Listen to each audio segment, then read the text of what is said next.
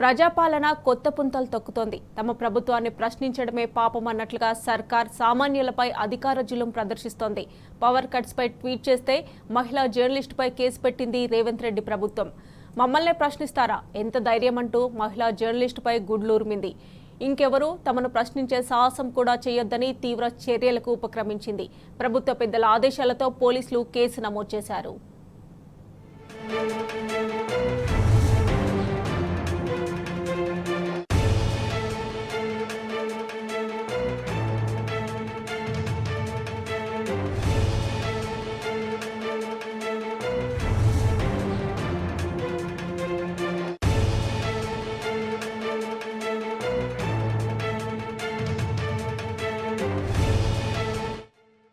అసలు ఏం జరిగిందంటే ఎల్బీ నగర్ ఏరియాలోని ఆటో నగర్కి చెందిన కృతిక శనివారం ట్విట్టర్ ఎక్స్లో కరెంటు కోతలపై పోస్ట్ పెట్టారు.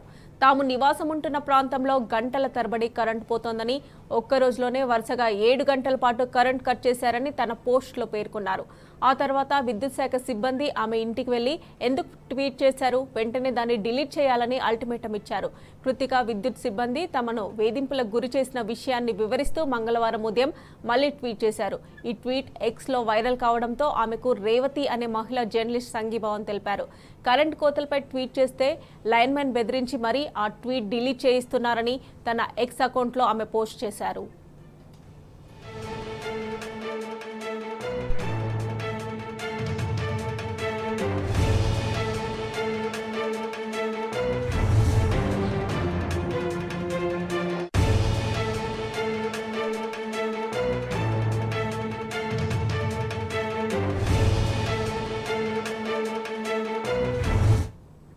ఎక్స్ వేదికగా సాగుతున్న ఈ చర్చలో రాచకొండ పోలీసులు జోక్యం చేసుకుని వివరాలిస్తే తాము పరిశీలిస్తామని పోస్ట్ చేశారు. ఎలక్ట్రిసిటీ డిపార్ట్మెంట్కు సంబంధించిన అంశంలో మీరెలా జోక్యం చేసుకుంటారు అని రేవతి ప్రశ్నించారు. దీంతో ఎల్బీ నగర్లో ఏఈతో ఫిర్యాదు తీసుకుని రేవతిపై కేసు నమోదు చేశారు. ఇక మహిళా జర్నలిస్ట్తో పాటు వేధింపులకు గురైన మహిళకు బీఆర్ఎస్ వర్కింగ్ ప్రెసిడెంట్ కేటీఆర్ మద్దతు తెలిపారు.